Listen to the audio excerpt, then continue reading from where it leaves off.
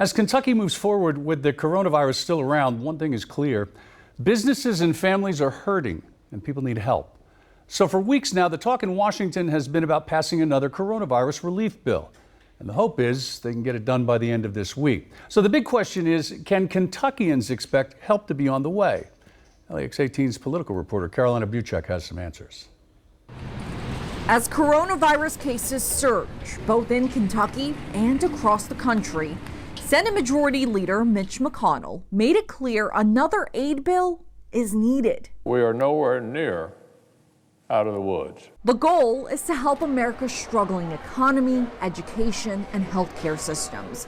Any bill that they come up with will need to be negotiated with the Democrats in Congress. But McConnell says some of the things he wants is another round of Paycheck Protection Program funding for businesses, expanded incentives for businesses to hire workers, more resources to develop a COVID-19 vaccine, and for the average American, possibly another stimulus payment. We want another round of direct payments to help American families keep driving our national comeback.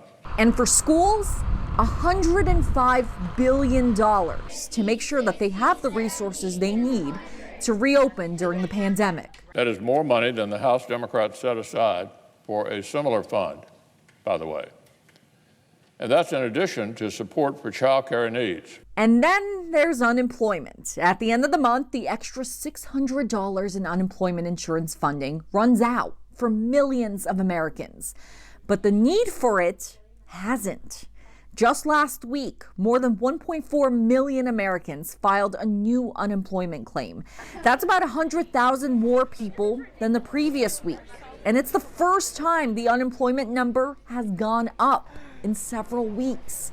Here in Kentucky, more than 24,000 people filed new unemployment claims last week. So there's a lot of people still out of work. But if Congress doesn't do anything, these people will lose that $600 extra per week.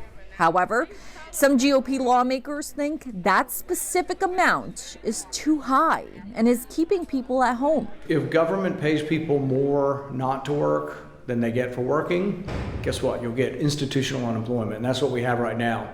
Now, it'll come to a screeching halt. People say, oh, it'll be terrible.